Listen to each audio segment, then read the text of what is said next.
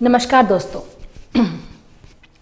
मैं शिल्पी शर्मा कृष्णा एकेडमी के इस YouTube चैनल पर आपका स्वागत करती हूँ। आज जो हमारी क्लास है उसमें हमने टॉपिक लिया है जलवायु।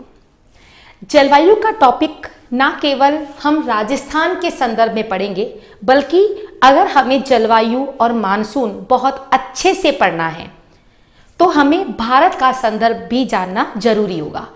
थोड़ा मैं आपको भारत के संदर्भ में जलवायु बताऊंगी, उसके बाद में हम राजस्थान में पढ़ेंगे।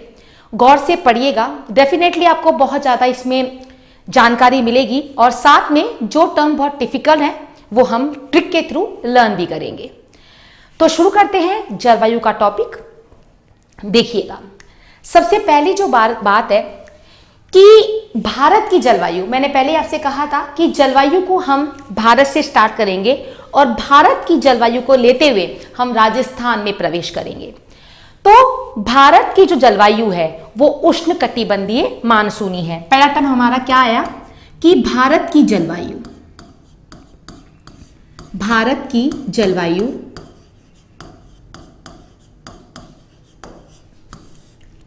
उष्णकटिबंधीय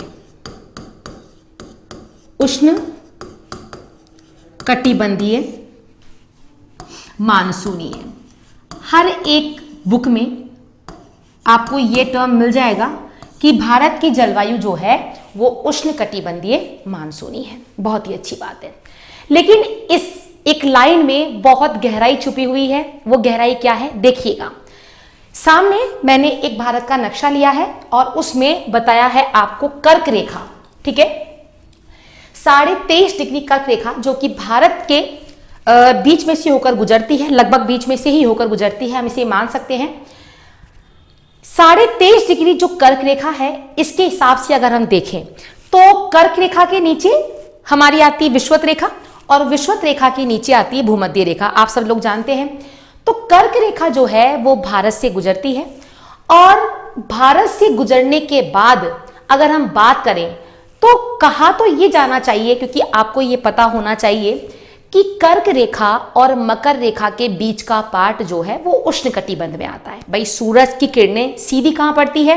कर्क रेखा और मकर रेखा के बीच में, बिल्कुल ठीक है। बात यहां पर ये चल रही है कि कर्क रेखा जब भारत की बीचों बीच से होकर गुजर रही है तो इस हिसाब से तो भारत का आधा भाग, जहां पर जो कर्क रेखा है डेफिनेटली इसके नीचे ही विषुवत रेखा होगी, तो इस हिसाब से तो भारत का आधा भाग तो किस में आना चाहिए? ग्रीष्म में, मतलब उष्णकटिबंध में। भारत का जो आधा भाग है वो किस में आना चाहिए? उष्णकटिबंध में। एक सेकेंड, भारत का आधा भाग आना चाहिए उष्णकटिबंध में और आधा भाग यानी कर्क रेखा से ऊपर का भाग वो आना चाहिए शीतोष्ण कटिबंध में। सही बात है ना? अगर ना केवल पढ़ना ही पर्याप्त है, आपको ये भी समझना है कि अगर देखिए अगर हम छोटा सा ग्लोब बनाते हैं तो बीच में कौन सी रेखा है? विषुवत रेखा, ऊपर कर्क रेखा और इधर नीचे होती है मकर रेखा। इन तीनों रेखाओं के बीच में सूरज की किरणें लगभग सीधी साल भर और थोड़ी बहुत तिरछी पड़ती है। तो यहां पर जो टेम्परेचर है वो अन्य पार्ट की अपेक्षा बहुत ज्यादा होता है। और कर्क रेखा चूंकि हमारे भारत के लगभग बीचों बीच से होकर गुजर रही है, तो इसके हिसाब से तो कर्क रेखा के ऊपर का भाग शीतोष्ण कटिबंध में आना चाहिए और आधा भाग जो है वो उष्णकटिबंध में आना चाहिए। लेकिन फिर भी हम किताबों में एक टर्म यही पढ़ते हैं कि भारत जो है या भारत की जो जलवायु है वो उष्णकटिबंधीय मानसूनी है। तो फिर ये लिखा हुआ ही क्यों है?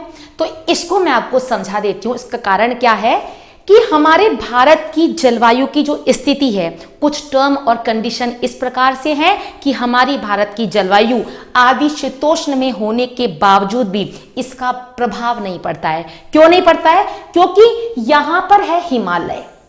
हिमालय का आड़ा होना, हिमालय का आ जाना यहां से आने वाली ठंडी हवाओं को रोक देता है। रूस से आने वाली ठंडी हवाओं को रोक देता है। साइबेरिया से ठंडी हवाएं नहीं आ पाती है और इसी वजह से हवाएं जब नहीं आ पाएगी तो फलस्वरूप ठंडी हवाएं न आने की वजह से ही हमारे भारत की जो जलवायु है वो उष्णकटिबंधीय मानसूनी है। उष्णकटिबंधीय है, मानसूनी क्यों है? क्योंकि हमारे भारत की स्थिति, भौगोलिक स्थिति कुछ इस प्रकार की है कि जब वर्षा आएगी तभी हमारे उद्योग धंधे, हमारी कृषि या और अन्य प्रकार के जीवन जो उपयोगी घटनाएं हैं वो सभी वर्षा पर ही निर्भर है। हमारी पूरी इकोनॉमिक है वो वर्षा पर निर्भर है, इसीलिए सब कुछ मानसून पर ही डिपेंड करता है। इसलिए हम कह सकते हैं कि भारत की जलवायु उष्णकटिबंधीय मानसूनी है। तो यहां पर मैंने आपको एक टर्म बताया। दूसरा टर्म मैंने आपसे कहा था क्यों है? हिमालय का आड़े आ जाना, इसलिए ठंडी हवाएं हमारे भारत में नहीं आ पाती है। अब हिमालय जो है वो भारत की जलवायु विभाजक रेखा है। देखिएगा, राजस्थान की जलवायु विभाजक रेखा भी है, लेकिन अगर हम बात करते हैं भारत की, तो भारत की जलवायु विभाजक रेखा हमारी कौन सी हो जाएगी? भारत की जलवायु विभाजक रेखा हो जाएगी हिमालय। तो यहां तक का मेरे हिसाब से आपको टर्म समझ में आ गया होगा। आपकी कॉपी में जो मैंने आपसे कहा ये सब लिखना है कि भारत की जलवायु उष्णकटिबंधीय मानसूनी है। क्यों? आपको पूरा लिखना है कि आधा भाग हमारे भारत में कर्क रेखा के ऊपर है, आधा भाग नीचे है। इस हिसाब से तो कर्क रेखा के ऊपर वाले भाग में जलवायु शीतोष्ण कटिबंध की होनी चाहिए और आधा भाग उष्ण कटिबंध में है तो आधी भाग उष्ण कटिबंध का होना चाहिए। लेकिन हिमालय के आड़े आ जाने की वजह से हम भारत की जलवायु को उष्ण कटिबंधीय मानसूनी जलवायु कहते हैं। आई होप आपको ये बात समझ में आ गई होगी। आप फटाफट से इसका स्क्रीनशॉट लीजिएगा, फिर हम बढ़ते हैं इसके आगे वाले टर्म की तरफ।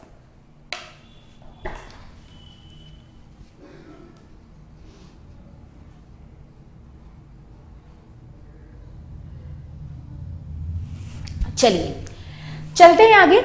ये टर्म आपको क्लियर होने के बाद में अब है मानसून के बारे में। देखिएगा, हम राजस्थान बिल्कुल पढ़ेंगे, मैं सारा ही आपको क्लियर करा दूंगी, लेकिन यहां पर आपको थोड़ा समझना है। देखिए, अब एक टर्म आया, मानसून किस भाषा का अर्थ है? बहुत सारे टर्म होते हैं, कौन सा वर्ड किस लैंग्वेज में आता है आपको अच्छे से याद करना है।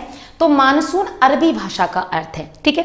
अगर आपको ये याद नहीं होता है तो हम इसकी ट्रिक भी बना सकते हैं। ट्रिक हमारी ये रहेगी कि मानसून का जब बारिश का मौसम आता है तो हम अरबी एक सब्जी है ना, तो बारिश के मौसम में अरबी बहुत ज्यादा दिखाई देती है। तो ध्यान रखिएगा, मानसून अरबी भाषा का अर्थ है। ओके, चलिएगा, मानसून अरबी भाषा का शब्द है और भारत में मानसून की पवनें जो हैं, दो प्रकार की हवाएं भारत में पाई जाती है, ठीक है। अब दो प्रकार की हवाएं कौन कौन सी है? उत्तर पूर्वी मानसूनी हवाएं और दूसरा दक्षिणी पश्चिमी मानसूनी हवाएं। इनका विस्तृत अध्ययन करेंगे और इसी के साथ फिर हम पहुंचेंगे राजस्थान में, क्योंकि सीधे तौर पर अगर हम राजस्थान के मानसून की बात करते हैं तो हमें उसका जो टर्म है बहुत ही कम समझ में आता है। इसलिए अगर हम भारत से शुरू करेंगे तो हम बहुत जल्दी से राजस्थान की जलवायु को भी समझ पाएंगे। तो बात आती है, भारत में दो प्रकार की मानसूनी हवाएं पाई जाती है, उत्तर पूर्वी मानसूनी हवाएं और दूसरा दक्षिण पश्चिमी मानसूनी हवाएं। देखिएगा, यहां पर हम सबसे पहले बात करेंगे उत्तर पूर्वी मानसूनी हवाओं की। मैंने एक डायग्राम बना रखा है, मैंने दो प्रकार की हवाएं दर्शा रखी है। जो ये ग्रीन कलर से आ रही है ये तो उत्तर पूर्वी मानसूनी हवाएं हैं, ठीक है ना। देखिएगा, ये तो है हमारी उत्तर पूर्वी मानसूनी हवाएं, मैंने यहाँ एरो लगा दिया है। और अगर हम बात करते हैं ये ब्लू कलर से, तो ये जो है ये है दक्षिणी पश्चिमी मानसूनी हवाएं। हम बारी बारी से इनका अध्ययन पढ़ेंगे। देखिएगा, सबसे पहले उत्तर पूर्वी मानसूनी हवाएं। भारत है, भारत के उत्तर पूर्व, ये उत्तर का भाग है, ये पूर्व का भाग है, यहां से हवाएं चलती है और ये भी वर्षा का कारण बनती है। अगर हमारे एग्जाम में क्वेश्चन आता है कि मुख्य तौर पर भारत में कौन कौन सी हवाओं के द्वारा वर्षा होती है, तो आपका आंसर होगा दो प्रकार की हवाएं हैं, एक तो है उत्तर और पूर्वी, एक है दक्षिण और पश्चिमी। उत्तर पूर्व से आने वाली जो हवाएं हैं वो हवाएं आती है लेकिन बहुत कम वर्षा करती है। अगर हम बात करते हैं परसेंटेज में, तो अगर भारत में 100% अगर वर्षा होती है तो उसका 10% भाग ही उत्तर पूर्व मानसून से आने वाली हवाएं करती है। कारण क्या है? कारण यह है कि उत्तर पूर्व से आने वाली हवाएं कहां से आती है? स्थल भाग से आती है। देखिए, यहां पर कोई जल भाग नहीं है, कोई जलखंड नहीं है, ये पूरा स्थल भाग है। स्थल भाग से हवाएं आती है और आपको पता है कि स्थल भाग से आने वाली हवाओं में नमी की मात्रा होती ही नहीं है और इस वजह से ये हवाएं सूखी आती है और बारिश नहीं कर पाती है, बहुत कम बारिश कर पाती है। लेकिन इसका एक अपवाद है। अपवाद क्या है? जब ये हवाएं, देखिएगा मैंने डायग्राम क्यों बनाया है, जब ये हवाएं आ रही है तो बीच में क्या आ रही है? बीच में आ रही है बंगाल की खाड़ी। तो बंगाल की खाड़ी से कुछ नमी लेकर आएगी और इसका एक अपवाद है। तमिलनाडु के कोरोमंडल तट पर अगर एग्जाम में क्वेश्चन आ जाए, बहुत ही बारीक बात है, आप इसे अगर बुक में पढ़ोगे तो केवल आप रटोगे, लेकिन यहां पर आपको समझाया जा रहा है विद डायग्राम। यहां से हवाएं आ रही है, स्थल भाग से आ रही है, नमी है ही नहीं तो वर्षा नहीं हो पाएगी, सूखी हवाएं चल रही है देखिए। लेकिन थोड़ी बहुत जो इसकी दिशा है वो बंगाल की खाड़ी से होती हुई आती है और इसके फलस्वरूप तमिलनाडु के कोरोमंडल तट पर क्या होती है? वर्षा हो जाती है। तो ये तो पार्ट हुआ किसका? भारत में उत्तर पूर्वी मानसूनी हवाओं का। अब मैं इसको अच्छे से आपको लिखवा देती हूं ताकि आप इसे नोट डाउन कर लीजिए कॉपी में। देखिएगा, तो हमारा पहला टर्म क्या था कि उत्तर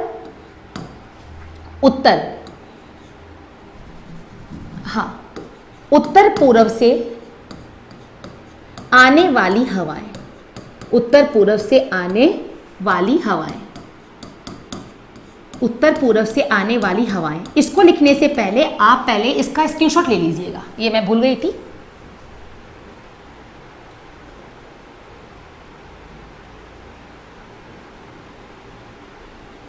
चलिए, तो उत्तर पूर्व से आने वाली हवाएं, देखिएगा लिखेंगे उत्तर पूर्व से चलने वाली हवाएं, इन हवाओं से वर्षा बहुत कम हो पाती है। इन हवाओं से वर्षा बहुत कम हो पाती है,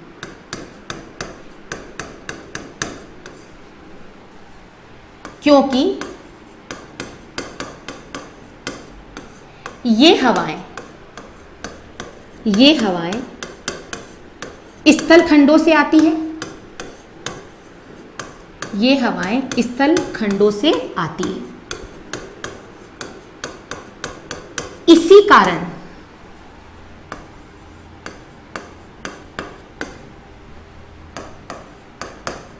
इसी कारण इन हवाओं में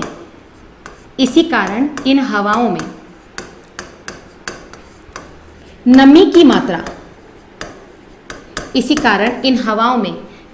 मात्रा कम होती है। लेकिन एक अपवाद है।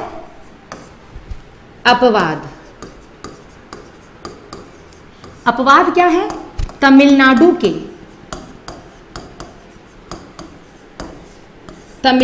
के कोरोमंडल तट पर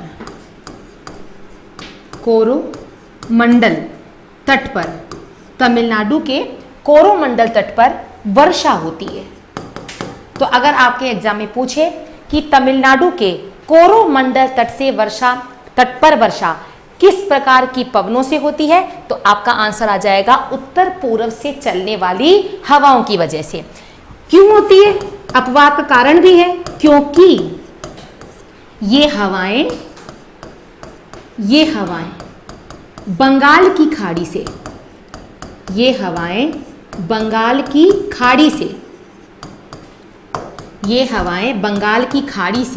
नमी लेती हैं। ये हवाएं बंगाल की खाड़ी से नमी ले लेती है, जो कि हमने डायग्राम में देख लिया। और इस प्रकार आप इन्हें लिख भी लीजिएगा, ले लीजिएगा स्क्रीनशॉट। चलते हैं फिर हम आगे।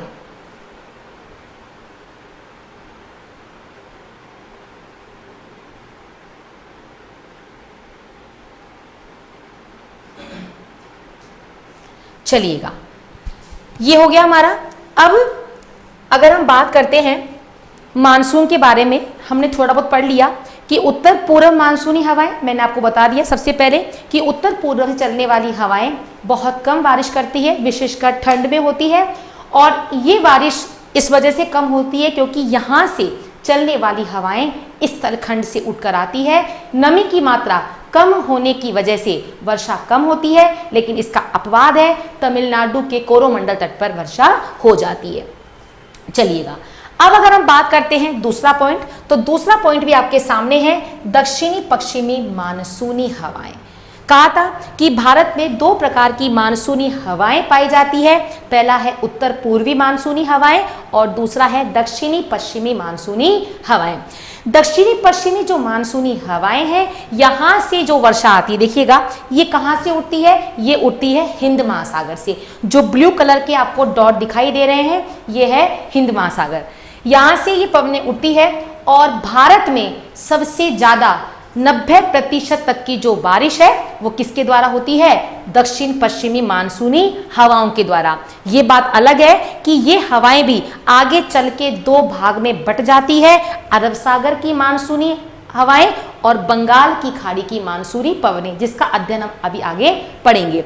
तो सबसे पहली बात, बहुत ही मोटी मोटी बात मैंने समझा दी है। अगर आपके एग्जाम में पूछा गया क्वेश्चन, क्या पूछा जाएगा, पहला क्वेश्चन ये कि तमिलनाडु के कोरोमंडल तट पर वर्षा किस प्रकार की पवनों की वजह से होती है, तो आपका आंसर आ जाएगा उत्तर पूर्वी मानसूनी पवनों की वजह से। कौन सी हवाएं जिम्मेदार है, तो आप बताएंगे बंगाल की खाड़ी से चलने वाली हवाएं, वहां से वो नमी ले लेती है। भारत में सबसे ज्यादा वर्षा, लगभग 90% वर्षा किस वजह से होती है, दक्षिण पश्चिमी मानसूनी हवाओं से। और यहाँ पर होने वाली वर्षा विभिन्न विभिन्न स्थानों पर विभिन्न विभिन्न नाम से जानी जाती है। जैसे अगर हम बात करते हैं चाय वर्षा, जब दक्षिण पश्चिमी मानसून की जो हवाएं हैं वो बंगाल में, असम में बहुत ज़्यादा बारिश करती है और चाय की खेती के लिए बहुत ही अच्छी मानी जाती है। अभी हम पढ़ेंगे कि ये कैसे असम में जा रही है। तो इसका आंसर हो जाएगा चाय वर्षा। काल वैशाखी का त्योहार मनाया जाता है नई फसल आने की वजह से, कहां पर, बंगाल में, तो बंगाल में इसे कह देंगे काल वैशाखी। बात करते हैं केरल, केरल में हम कह देंगे इसे आम्र वर्षा, क्योंकि आम के खेत जो है केरल में इस वर्षा का ही इंतजार करते हैं। और कर्नाटक में आपको पता है कॉफी बोर्ड का मुख्यालय भी कर्नाटक में ही है। कर्नाटक में भारत की बहुत सर्वश्रेष्ठ अच्छी किस्म की कॉफी होती है, रोबस्टा वगैरह, तो कॉफी वर्षा हम कहाँ कहते हैं, कर्नाटक में, ठीक है। तो इस वर्षा की वजह से इन फसलों को बहुत ज़्यादा जो है अच्छा फायदा होता है, इसलिए उनके नाम पर इनका नाम रख दिया गया है। इसका अब आपने स्क्रीनशॉट तो खैर ले लिया है। तो ये हमारा पहला टर्म हो गया उत्तर पूर्वी मानसूनी हवाएं और दूसरा था दक्षिणी पश्चिमी मानसूनी हवाएं। चलिएगा, अब हमें उत्तर पूर्वी मानसूनी हवाओं के बारे में मैंने आपको जानकारी दे दी है। जब वर्षा ज़्यादा हो ही नहीं रही है तो कोई ऐसी बात ही नहीं है।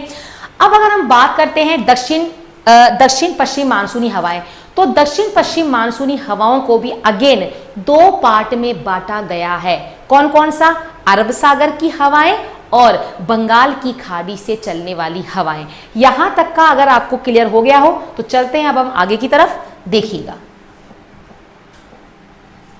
लीजिए, तो यहां पर लिखा है दक्षिण पश्चिमी मानसूनी हवाओं को भी हमने दो शाखाओं में बांट दिया है। और पहली शाखा जो है वो आपकी हो जाएगी अरब सागर की और दूसरी आपकी हो जाएगी बंगाल की खाड़ी की, ठीक है। तो अब यहां लिख देते हैं अपन, दो शाखाओं में बांट दिया है। पहला तो अरब सागर से चलने वाली हवाएं, अरब सागर से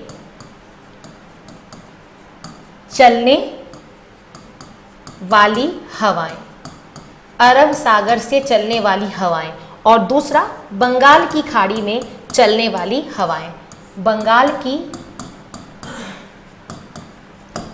खाड़ी से,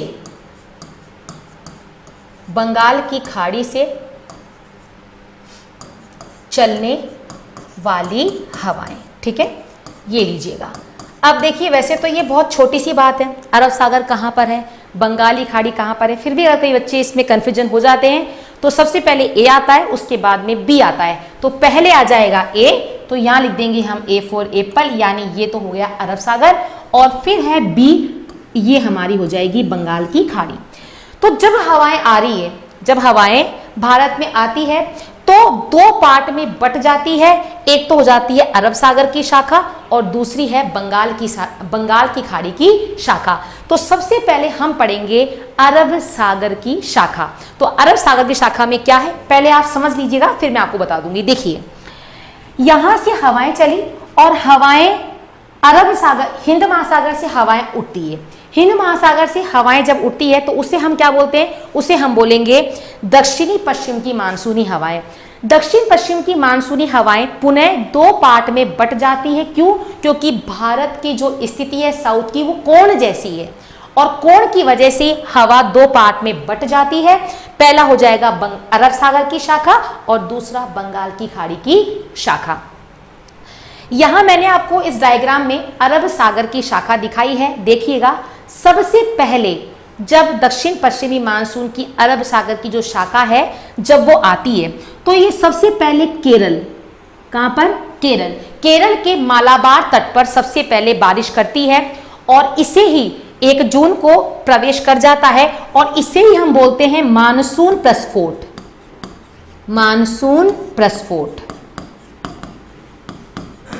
1 जून को सबसे पहले बारिश होती है केरल में और इसे ही हम बोलते हैं मानसून प्रस्फोट। ध्यान रखिएगा, जैसे जैसे अभी देखो यहां से जब हवा आ रही है तो लबालब हवाओं में नमी की मात्रा है और वो किसका इंतजार कर रही है कि सामने कोई पहाड़ आए और वो हवाएं, नमी वाली हवाएं वहां टकराए और टकराने के फलस्वरूप खतरनाक बारिश होती है। और आपको पता ही है कि आपका जो केरल है और इधर जो भी साइड है आपके साउथ वाले साइड है, यहां पर बहुत सारे, ये तो अपन बोलते हैं ना, ये तो हो गया हमारा पूर्वी तट, ये तो पश्चिमी तट है और ये पूर्वी तट है। और पश्चिमी तट पूरी तरीके से पठारों से पहाड़ हैं, काफी ज्यादा चोटियां हैं, ठीक है ना।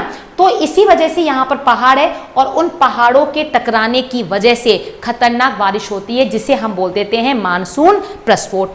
जैसे जैसे हवाएं ऊपर चढ़ती है, बारिश करती है और जब नीचे उतरती है तो उनके अंदर नमी की मात्रा कम होती जाती है और इसे हम बोलते हैं एडियाबैटिक इफेक्ट। ध्यान रखना किसे बोलते हैं, मैं सब लिखवा दूंगी, अभी समझ लीजिएगा। जैसे मान लीजिएगा ये पहाड़ है और ये हवा है। अब हवा जैसे जैसे ऊपर चढ़ेगी तो भाई जब पास में पर्वत है तो उससे टकराकर पूरी बारिश कर देगी, लेकिन जैसे जैसे ये हवा ऊपर चढ़ेगी तो इसकी नमी कम होती जाएगी और इसे ही बोलते हैं एडियाबैटिक प्रभाव। ठीक है, तो यहाँ पर पहली बात हमारी क्या हो गई कि अरब सागर की जो शाखा है वो सबसे पहले बारिश कहाँ करती है, सबसे पहले बारिश करती है केरल के मालाबार तट पर और इसे ही हम क्या बोल देते हैं, इसे हम कह देते हैं मानसून प्रस्फोट। अब ध्यान रखिएगा, ये हवाएं पूरे भारत में ही बारिश करती है, लेकिन इसका भी एक अपवाद है, बहुत ही इंपॉर्टेंट है। पूछ सकता है आपसे कि अरब सागर से उठने वाली हवाएं मुख्य तौर पर पूरे भारत में ही बारिश करती है, लेकिन इसका एक अपवाद है उड़ीसा।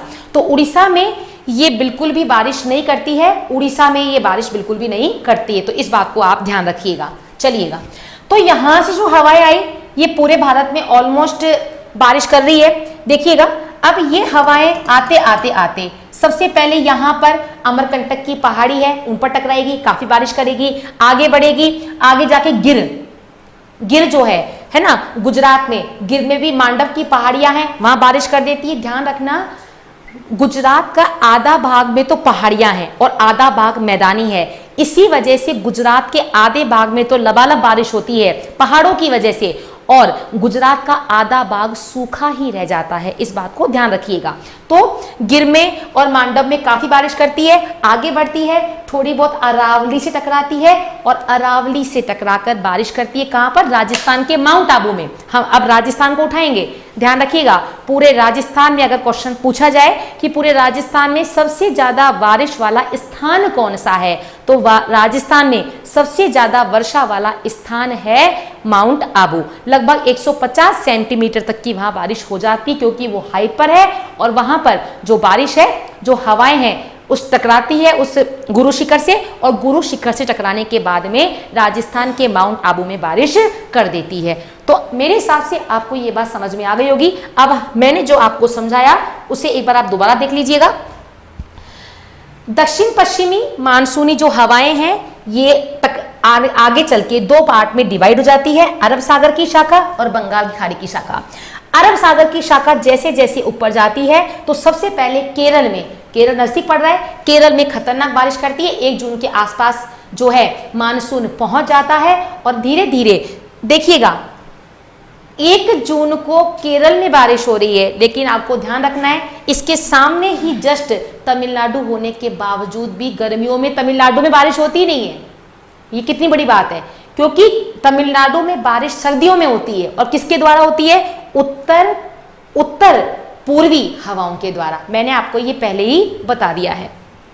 चलिए, यहां से हवाएं उठी, आगे चलती है, आगे चलती है और आगे चलने के बाद में अमरकंटक की पहाड़ी, थोड़ा बहुत गुजरात और फिर अरावली पर्वतमाला पर टकराने के बाद बारिश करती है और इस प्रकार लगभग पूरे ही राजस्थान में इसको जो है दक्षिण पश्चिम मानसून कवर कर लेता है। यहाँ पर हमने ये पार्ट तो देख लिया।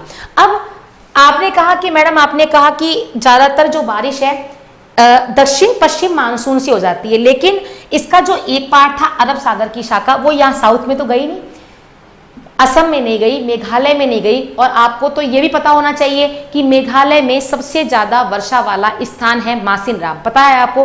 तो फिर ये बात कहाँ है? तो वो बात भी हम आगे पढ़ेंगे, क्योंकि हमने दक्षिण पश्चिम की जो मानसूनी हवाएं हैं उसे 2 पार्ट में डिवाइड कर दिया है।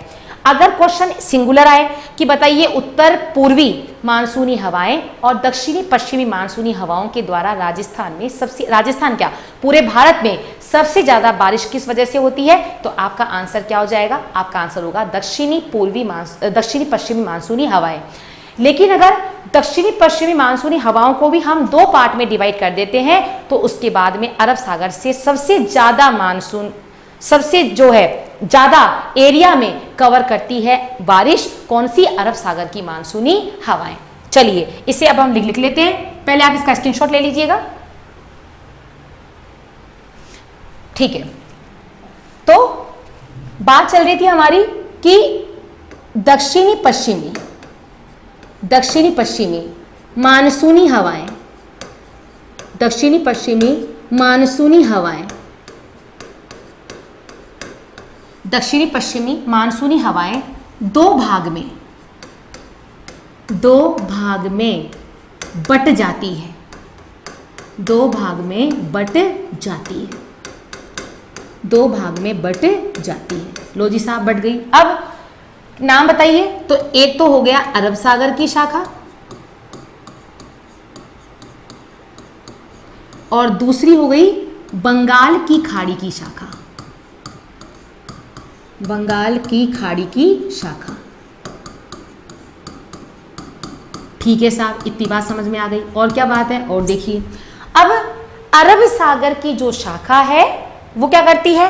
वो भारत में कहां से आती है? भारत में प्रवेश करती है सबसे पहले तो अरब सागर के द्वारा, अरब सागर की मानसूनी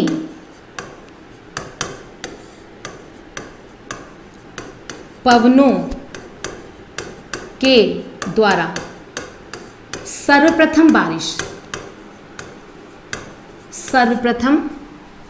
वर्षा केरल के मालाबार तट पर होती है, मालाबार तट पर होती है, केरल के मालाबार तट पर होती है। इसके पश्चात, अच्छा, मालाबार तट पर होती है। इसे क्या कहते हैं? बहुत ज्यादा बारिश होती है तो इसे मानसून प्रस्फोट,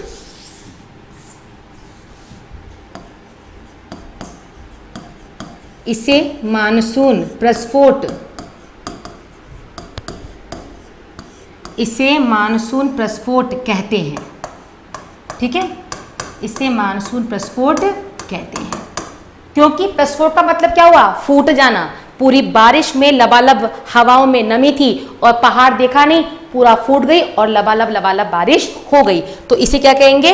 मानसून प्रस्फोट। इसके बाद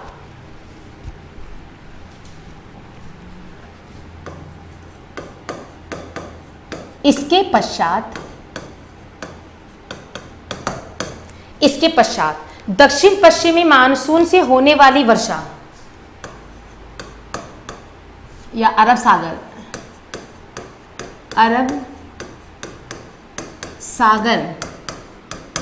की हवाओं से होने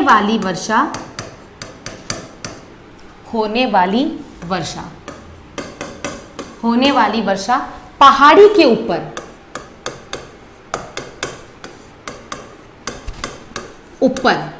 चढ़ती है, पहाड़ी के ऊपर चढ़ती है एवं धीरे धीरे उसकी नमी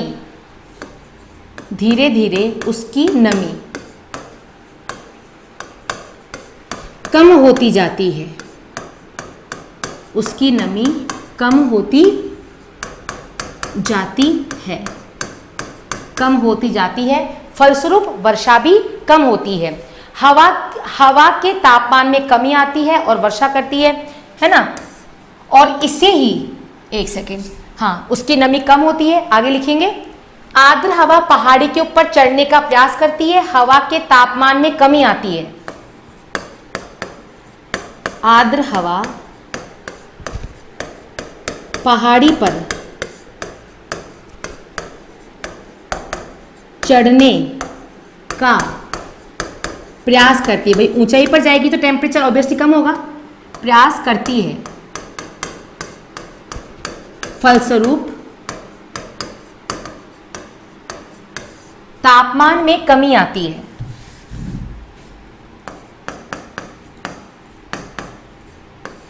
तापमान में कमी आती है,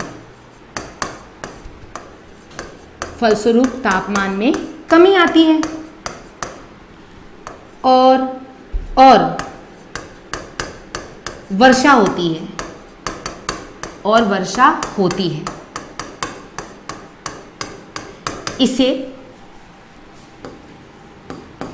इसे एडियाबेटिक ताप ह्रास कहते हैं।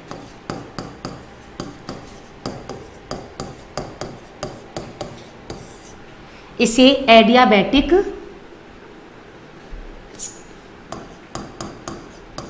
ताप ह्रास कहते हैं। ठीक है, इसे एडियाबेटिक ताप ह्रास कहते हैं। किसे कहते हैं? बारिश की फलस्वरूप तापमान में कमी आने की वजह से वर्षा होती है और इसे एडियाबेटिक ताप ह्रास कहते हैं। इसके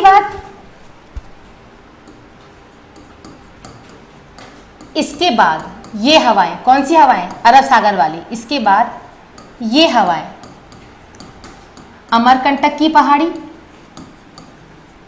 अमरकंटक की पहाड़ी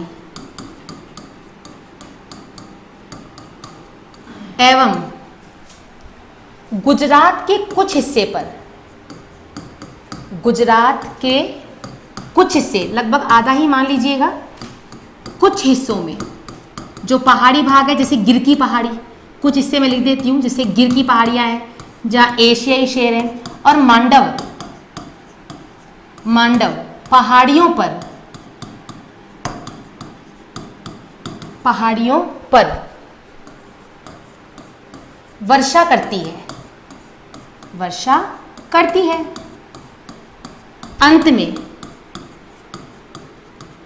अंत में अरावली की पहाड़ियों से टकराती है। अरावली की पहाड़ियों से टकराती है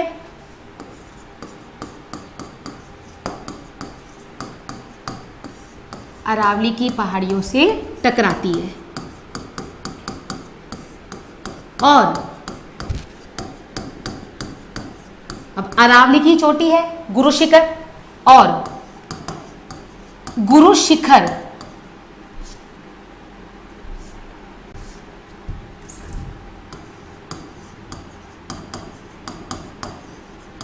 शिखर यानी माउंट आबू पर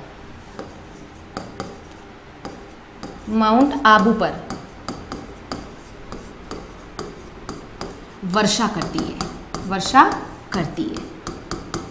तो ये क्रम हो गया, ठीक है। ये चीज मैंने आपको पहले समझा दी थी और यहां पर लिख दिया है, तो आप फटाफट से इसका स्क्रीनशॉट लीजिएगा। लेना कहां से है, ये लीजिएगा, देखिए ये ले लीजिएगा स्क्रीनशॉट इसका। ये आपकी अरावली की पहाड़ी हो गई, अंत में अरावली की पहाड़ी पर जाती है और वर्षा करती है। 2 पॉइंट दे रखे, गुजरात का आधा हिस्सा है गिर और मांडव, तो यहां पर इसके नीचे है अमरकंटक की पहाड़ियां, यहां पर कुछ वर्षा हो रही है, गुजरात की गिर में हो रही है और एंड में अरावली तक वर्षा जाती है। इतना ही पर्याप्त इनके पास पानी होता है, जो हवाएं हैं उनमें नमी होती है। तो फटाफट से इसका स्क्रीनशॉट ले लीजिएगा, फिर हम चलते हैं आगे।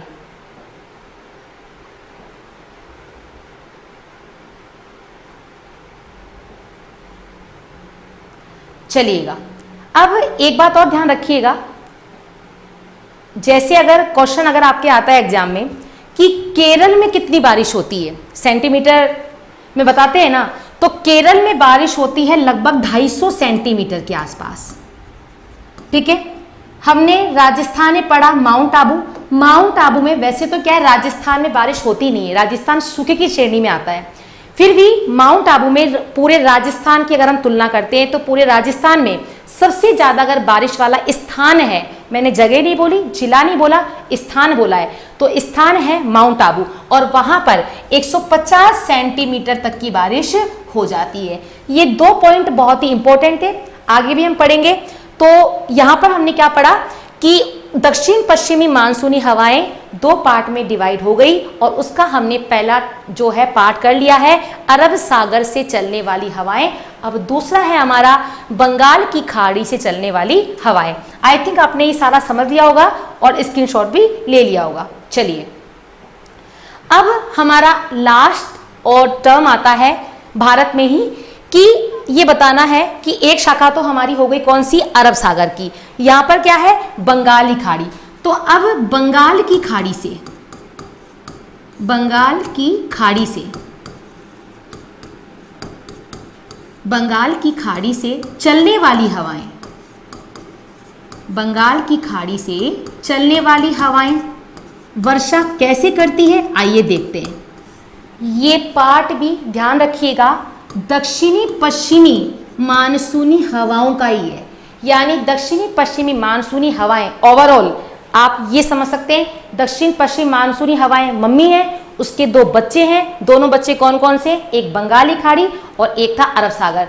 तो इन सभी ने मिलकर पूरे भारत को कवर कर लिया है, ठीक है। अब बात आती है बंगाल की खाड़ी से चलने वाली हवाएं। देखिएगा, बंगाल की खाड़ी से जब हवाएं चलती है तो कहां जा रही है, सबसे पहले सीधे ही जाती है मेघालय, ये मेघालय है, ठीक है। मेघालय में ये 3 डॉट मैंने बनाए हैं, ये 3 पहाड़ियां हैं, गारो, खासी और जयंतिया। गारो, खासी, जयंतिया, बहुत ही सिंपल है जयंतिया। एक क्वेश्चन है आपके लिए, अगर आप जानते हैं तो बताइए कमेंट बॉक्स में, थोड़ा मैं आपका वेट कर लूंगी। इन तीनों पहाड़ी में से कौन सी पहाड़ी पर सबसे ऊंची चोटी है, ठीक है। ये तीनों पहाड़ियां हैं, चोटियां नहीं है। गारो, खासी, जयंतिया वहां की स्थानीय जनजाति के नाम पर इनका नाम रखा गया है। इन तीनों पहाड़ियों पर एक चोटी है जो कि इन तीनों पहाड़ियों की, अगर हम बात करते हैं पूरे मेघालय की सबसे ऊंची चोटी है, उसका नाम क्या है और कौन सी पहाड़ी पर है। चलिए, तो इसका आंसर मैं दे देती हूं आपको, इसका आंसर है खासी।